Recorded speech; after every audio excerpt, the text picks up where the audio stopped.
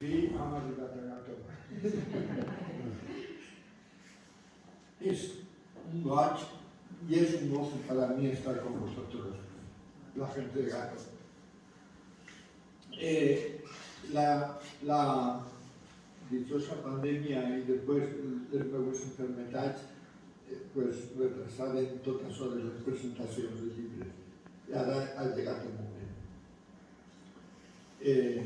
Jo, Ferran Zubiaga i Agustí, de dos famílies que sonarien per ahir els Nemencios i els del Castell d'Olocau, tinc el goig de compartir la vida de la família meva. Els llinatges com el Sierra, d'aquell senyor de Jorcas que se instaló en una casita cerca de Tristán y de allí pues los Sierras se propagaron por el valle. Gracias a una libreta encontrada en Olocau de la familia de Cayo Sierra, tenía una fuente para iniciar la historia de la Vall de Olocau. En aquella libreta, el Cayo Sierra, que le daba tierras en Marmalé, que es otro nombre mítico de la sierra, porque viene de Val Maletu, valle de los manzanos, Maletu. Y el Maletum aquel que habían dejado la civilización romana, que nos dejó las primeras pruebas de la instalación de las conducciones de agua de los acueductos, el acueducto del Arquet de Olocau o el acueducto de Piñel de Gàtova, se hermana con la tradición de las primeras irrigaciones y distribución del agua del Carraixet para crear unas huertas.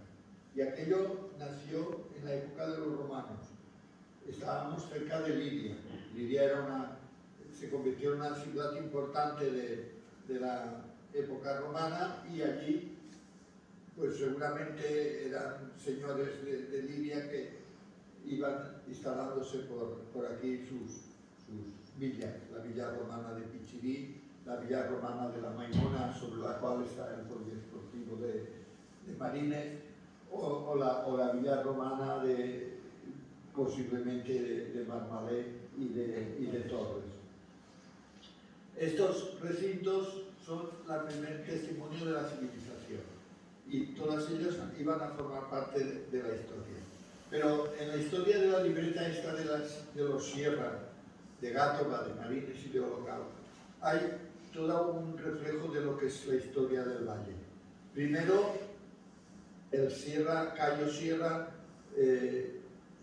joven de 17 años, lo mandan a Portaceli y allí aprenderá a escribir y aprenderá a leer y aprenderá a administrar su patrimonio. Los años que está trabajando en Portaceli, su tío va guardando dinero y Cayo se casará y tendrá ya un punto de partida. Después de él, los Sierras se propagarán en los tres valles, 3 hijos y 4 hijas, y todos ellos extenderán los Sierra y en un momento determinado los Sierra ocupan los 3 pueblos. Así como los Sierra, pues podríamos hablar de los Martínez de Gàtova, que se bajan a Marines y después llegarán a Olocau. Y un Martínez de Marines, alcalde en 1860, antes de la Constitución española, ya presenta el primer problema con el conde por la emancipación del señorío. Él ha leído, sabe algo de las revueltas que hay en España por constituir un gobierno constitucional al estilo francés inspirado en la Revolución Francesa. Y será el primero que lanza el grito. Y recuerdo como decían los Martínez de Marines, el abuelo aquel le costó no sé si 7.000 reales de vellón la denuncia por proclamar y negarse a pagar los impuestos señoriales. siempre que hablo con Lola termino diciéndole ¿cuándo le dedicamos una calle a aquel alcalde en el Nuevo Marines?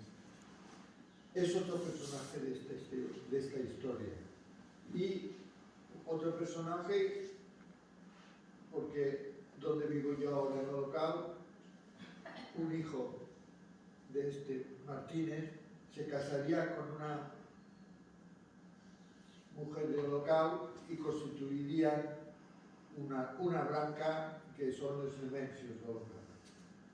Por el otro lado familiar, venimos, mi abuela fue la darrera habitadora de la casa de la señoría de Olocau y los últimos que conservaron el recuerdo de los condes y en 1957 nos vendieron las tierras que habían, las últimas tierras que les quedaban en Olocau.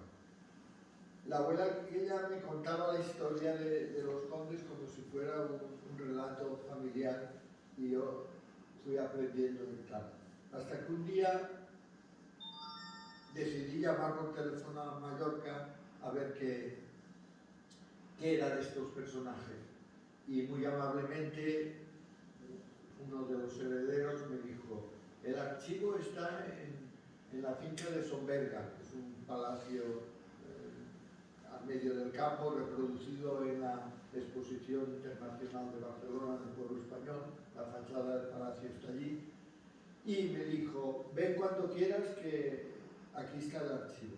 Y fui. Y fui un verano que hacía un calor tremendo en aquella Mallorca.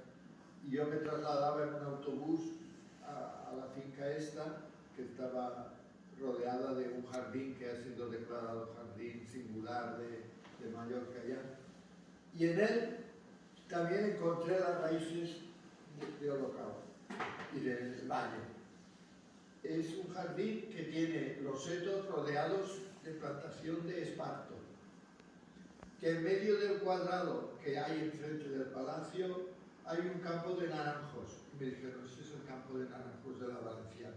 Y la Valenciana no es más que la última condesa que tuvo relación con el valle y con Olocau, Carmen Crespí de Valdaura, que en un gesto amistoso dio las tierras de Olocau y de Marines, el Monte Blanco, lo dio a los ayuntamientos. No entró Gátova, porque en la herencia de Carmen Crespí de Valdaura salió una rama que también pidió, y entonces el título de Marqués de Llanera y Condesa de Olocau, que siempre había ido junto y unas veces se utilizaba el padre y otras el hijo, se separaron. Y entonces los marqueses de Llanera heredaron Gátova, y el proceso de emancipación del señorío de Gátova pues no lo hemos podido estudiar porque no lo tenemos ni figuraba en este archivo. El archivo de Llanera sí que he intentado buscarlo, hablando con los herederos con el título de marqués, que veas por dónde el marqués de Llanera fue mi teniente en la mili, cuando hice la mili. Bueno, todo eso me dio pie a conocer todos estos lugares y iniciar el camino de la historia. Pero no estaría bien que yo hablara de la historia del valle sin recitar a dos personajes que también hicieron intentos por estudiar el valle. Uno es Vicente Sánchez, hijo de Vicente Sánchez, el practicante de Gátova, aquel personaje que yo también conocí de pequeño, porque yo creo que tenía 6 o 7 años la primera vez que me acuerdo que subí a Gátova a casa del tío Vicente, porque tenía mucha amistad con mi familia y el tío Ruperto, la tía Severiana, todos ellos formaban parte del núcleo familiar de Nemencios. Y subimos a ver la fiesta de la Merced y al baile de jotas, y dijo que los chiquillos suban a la andana, que desde allí verán la fiesta. Y subimos a la andana, y la andana era un museo precioso. Había cañizos, yo recuerdo, yo no sé si era entonces cuando ya había manzanas de Palmalé o más tarde, pero hacía olor a frutas y a cosas guardadas allí. ¿Y cómo le llamaban a la mujer? Ya no me acuerdo. Rosario. La tía Rosario y el tío Vicente nos acogieron. Y muchas veces más nos subimos. Recuerdo una tía mía, la tía Irene Bernal, que tenía una manía de venir a las procesiones de la Merced, y de cuando en cuando nos cogía a mi prima y a mí o mis primos y subíamos todos en el autobús, y después no sé cómo nos agenciábamos o venían a buscarnos de Olocau en un coche, que tuvimos algún coche, un Ford, aquellos, no sé, matrícula 242 de Valencia, un coche que transformaron mis tíos en camión en la época del extraperlo, y bueno, recorríamos la comarca acompañando. Todos esos antecedentes me sirvieron un poco de punto de partida y de estima al hablar. A mí me dicen algo de Gátova y es como si estuvieran hablando de Olocau o de Madrid. Estos personajes han formado parte de la historia y empecé a escribir sobre la historia. Pues el primer artículo que escribí, recuerdo que fue en el año 62, para la revista Salvador, que editaban los frailes del Montserrat, que fue una revista, y es una revista catalana que continúa existiendo, donde hablé de Olocau y de la inmigración a Gabá. Eso es otra historia. Pero una historia que no es solo de Olocau. Recuerdo que estos días, pensando en venir a hablaros, encontré unas notas mías sobre, sabéis que el territorio que vivimos nosotros es un territorio muy pobre siempre. Algunas veces hay crónicas en el siglo XVI, cuando vienen los primeros pobladores, como aquellos primeros pobladores, el conde de Olocau era el virrey en Mallorca en la época de la expulsión de los moriscos, 1609. Podemos hablar del Valle, dos momentos. ¿Qué representó la expulsión de los moriscos y qué representó que los linajes que formamos actualmente el Valle llegaran a poblar, el poblamiento nuevo? Ahí fue un corte tremendo. Imaginaros que un día se oye un pregón por el pueblo aquel de entonces que dice: tienen un mes para abandonar sus casas, tienen que embarcar con lo que puedan llevarse porque los vamos a desplazar al África. Y esa fue el bando. En ese momento el conde de Olocau, o barón de Olocau, estaba de virrey en Mallorca y él estaba sobre aviso. Por los documentos del archivo había cartas de que estaban preparando la expulsión. No lo habían anunciado, pero él ya estaba buscando barcos para que embarcaran a los moriscos del Reino de Valencia para llevarlos al norte de África. Y él se encargó de todo eso. En su encargo hay las cartas que manda al alcaide de Olocau, del Valle, que es Joan de Uñón, y este se prepara. Y como en 1610 han expulsado los moriscos en 1609, él ya ha negociado con gente de Dellà y de Pollença de que vengan a poblar el Valle de Olocau. Y hay una carta pobla que no está en el archivo de los condes, sino que está en el archivo de Mallorca de 1610, de esa primera carta pobla. Y tienen que venir. Y vinieron los Oliver, los Bosch, ahora no recuerdo, los 4 linajes más o menos. El Oliver, los Olivers aún están en la memoria local porque hay una calle en Gátova que se llama Oliverso, que es donde viven los Oliver al sur del Carco Bajo, Oliverso. Haber conservado ese nombre en esa calle es un descubrimiento fabuloso que hicimos mirando los papeles estos, Eduardo y yo.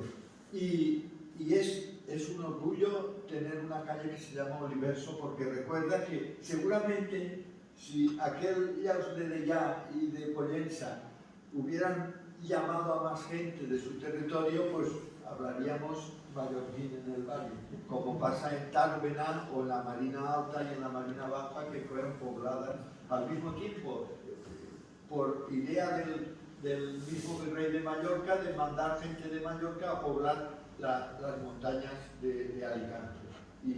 Y eso fue otra aportación de esta cultura y de esta civilización y de esta casa de Olocau. Y yo no sé, tengo un esquema, pero el esquema lo voy saltando. Pero bueno, contar historias, ¿qué es? Contar la historia de la gente que ha vivido.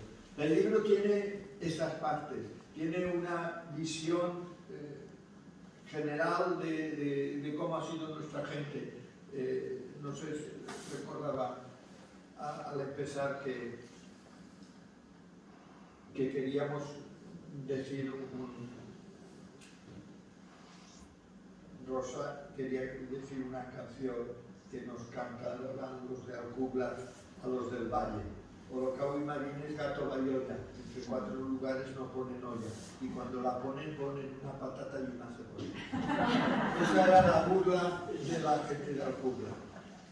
Porque de Alcublas eran muy señoriales. Ahora están sufriendo el despoblamiento. Un pueblo de 2.000 habitantes que tiene 300 o 400, pues se nota mucho. En Gatoba también lo notáis eso. En Olocau no lo notamos tanto porque hay una nueva emigración, un nuevo poblamiento, que no sabemos cómo terminará toda esta historia, pero ahí está. Y Marines pues le pasa lo mismo. El traslado de Marines fue sí. En esto del traslado de Marines también hay otra historia que me gusta repetir porque también es una cosa maravillosa eso de que los pueblos sueñan a veces. Yo recuerdo cuando bajaban la gente de Gátova o de Marines y iban a recoger las olivas o los garroces en el plano el Pla de Albercoquer, el Pla del Olivar, en la llanura nuestra. Cuando veían aquellos bancales, decían, si esto lo tuviéramos, qué felices seríamos, ¿no? Y cuántas veces los de Marines y Gátova bajaban a Masía de la Torre o a la Masía de la Maimuna.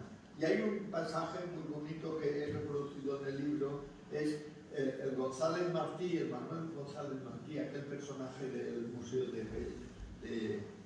de los Aguas, del cual podría hablar muchas veces porque lo conocí de pequeño. Bueno, cuando tenía 11 años, un tío mío, cuando yo llego a Valencia a estudiar el bachiller, me llevaba a una tertulia en el Círculo de Bellas Artes y allí, tomando un café con leche, oía a veces hablar a González Martín, a Melay Vives y Carles Salvador y toda esa gente.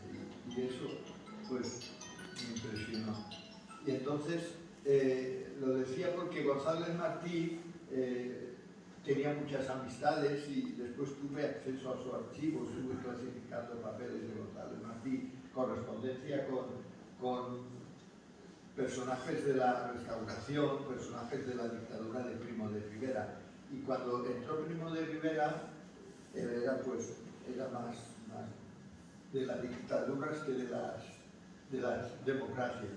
Y lo nombraron que tenía que hacer el inventario del patrimonio de Valencia, porque iban a hacer un inventario de lo que había de patrimonio. Y él empezó viniendo a Olocau y haciendo un inventario de lo que había en la iglesia de Olocau, del retablo, de obra y de los quiques libres, que eran los libros de Tizo, que estudiaba la historia de la gente de un pueblo. Era otro de los elementos que yo buscaba, los quinquenis libres de Gátova, de Marines y de Olocau. Pero habían desaparecido con la revuelta de la revolución del 36. Pero sé que tenía la nota de que los de Gátova empezaban el 1600 12. Y los de Marines y Olocau empezaban en 1623. ¿Qué significaba eso? Que había habido un periodo en Marines y en Olocau de la repoblación de 1609, que la población había cambiado bastante y había evolucionado y no se paraban, llegaban y se venían. Lo que suponemos que pasó con los mallorquines, que llegaron, vieron el terreno que les tocaba, imaginaros, si había pueblos entonces, en 1609, que estaban en el llano, que tenían más buenas tierras, pues Follos, Massalfassar, Correpós y Mirambell, todo eso eran pueblos abandonados que podían poblarlos. ¿Y qué hicieron? Pues que se iban. El grupo que llega a Gátova, generalmente los de Camarena, al fracasar los mallorquines, desaparecer y quedarse muy pocos mallorquines en estas tierras, el alcaide le dijo al varón, aquí hay que buscar. ¿Y a quién buscamos? Pues vamos a los pastores transhumantes que encontramos ya en la época de los moriscos, ya bajaban los pastores transhumantes a las tierras del valle. Ya el valle ya llegaban. Y eso trajo dos cosas, que los del valle se especializaran en la melcocha. Los moriscos vendían melcocha, que era una especie de miel convertida en hervida y tal, que se conservaba como una especie de turrón y que los pastores transhumantes cargaban y se la llevaban a su tierra. Y eso pues sería otro de los negocios que tienen los moriscos que veréis ahí. Pero vamos a la relación de lo que estábamos hablando de... Ya me perdí. González Martí, volvemos al tema. González Martí hizo aquel inventario y empezó hizo varias publicaciones, libros y tal, y sobre todo él cuando vienen a visitar la iglesia, han terminado la carretera de Olocau a Bétera y a Lidia. Eso es otro tema importante en el libro, las carreteras. Como el camino viejo que une los tres pueblos, hay cantidad de veces que cuando viene una hambruna, porque haya periodos de hambruna y periodos de sequía, veréis que los alcaldes, sobre todo el alcalde de Marines, es el que más veces pide que ¿por qué no nos dan dinero para arreglar la carretera y así no habrá hambre y la gente no tendrá que irse a buscarse el trabajo en la Huerta de Valencia o en la Albufera a la siega del arroz o irse a Aragón a segar? Y nunca le harán caso. La carretera hasta 1924 no tendremos la carretera que une los tres pueblos.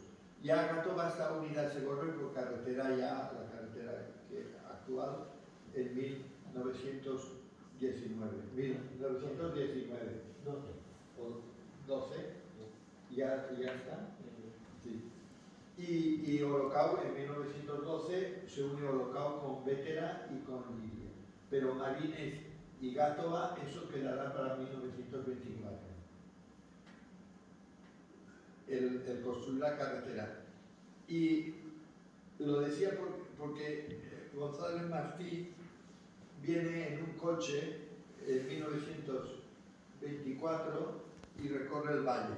Y sobre todo al volver paran en la Masía de la Maimona. En la Masía de la Maimona vive un personaje que la gente llamaba Champín, es un descendiente de una familia de franceses que compran y instalan, crean la masía, y de hecho el tal Amadeo Champín es heredero del francés y tiene visité aquella casona que era la casa de ella, llena de muebles franceses y cuadros, y era un conjunto, el conjunto de la Maimona, el conjunto arquitectónico de la Maimona fue otra destroza del patrimonio. Si estuviera hoy, pues sería un museo de las masías. Y instalaron sobre ella el campo de fútbol y todo. Pero la reja y todo eso, y los muebles y las puertas de las habitaciones, que eran madera de roble buena y todo, eso alguien ganó mucho dinero en esa venta. Bueno, lo digo porque quiero leer las palabras a ver si las encuentro, las palabras de González Martí, que hace una crónica en el diario Las Provincias contando su visita a Olocau, su visita al Valle y su visita a la Masía. Y regresaban a la casa, a la Masía del Carmen de Bétera, que era la masía que tenía González Martín, el término de Bétera, y pasaron a saludar a don Amadeo Champín, que estaba en la Masía de la Maimona. Y en esa Masía de la Maimona, en ese momento, si me sale, ¿lo tienes tú por ahí? Sí. Bueno, más o menos viene a decir, hay un grupo, una gran algazara en el patio, han bajado a trabajar en la masía, a la vendimia, la gente de Gátova y de Marines, y han hecho hogueras en el patio de la masía y están almorzando alegremente y cantando canciones y todo eso. Y yo digo, y allí estaba soñando también, alguien que soñaba si algún día tuviéramos unos campos como estos de llano. Y bueno, pues Marines consiguió salirse al llano, ocupar la masía, les daban otros sitios, pero ellos querían estar cerca del campo suyo y tal, y ahí se quedaron. Bueno, yo creo que me estoy ya pasando del tiempo que tenía. Podríais estar contándoos, el libro se estructura en una visión natural del paisaje, de los árboles, que es un paisaje rico y hermoso, un paisaje que podemos tener el orgullo que lo hemos creado, que lo han creado los habitantes, porque todos los campos que hoy veis abandonados, que son pinares o alcornocales, pues están ahí y el testimonio de los ribazos y los muros de piedra seca dan testimonio de que fueron campos. A medida que la población, después del repoblamiento, fue creciendo, pues pedían al conde, le pedían una autorización a través del alcaid y del personaje que había y iba firmando. Y así fue como fueron extendiendo los cultivos. Cuando ya no había tierras que cultivar, entonces vino la crisis que se acentuó por la industrialización, el proceso industrial de España. Cuando zonas industriales de Cataluña estaban en empuje, pues aquí continuábamos en la agricultura como base. Pero mira por dónde la gente de Olocau, buscando formas de poder sobrevivir, los que ya no tenían tantas tierras como otros y no podían mantener a la familia, buscaron, pues primero fue el esparto, que el valle también fue una de las fuentes de riqueza del esparto, y otra era las palmas del palmito, del margalló, que también fue en esta búsqueda del margalló, pues encontraron los bosques del Garraf, que también tenían margalló, y eso les hizo la perspectiva vieron el proceso industrial de Cataluña. Y mira por dónde encontraron en Gavà, pues, un sitio donde se instalaban las fábricas. Y la primera fábrica, la Roca Radiadores, pues fue otro polo de atracción. Y aquel polo de atracción no fue solo Olocau.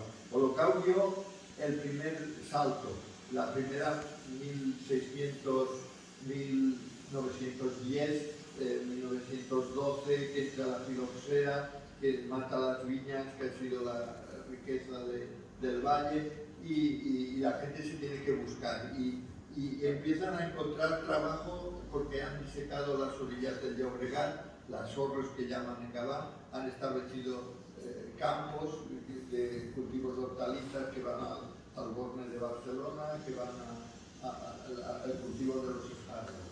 Y ahí entra, pues, que hay trabajo y hay jornada. Pero hay otra cosa que descubren estos pioneros de la colonización Delta del Llobregat. En las fábricas hay un sueldo semanal, hay una mutualidad, una seguridad en caso de enfermedad, y eso es, a la gente del campo pues le da una seguridad que no tiene, y la gente pues empieza a ir. He encontrado por ahí unas notas de un Vicente Sánchez Rubio y Vicenta Sánchez Rubio de Gatoa. Y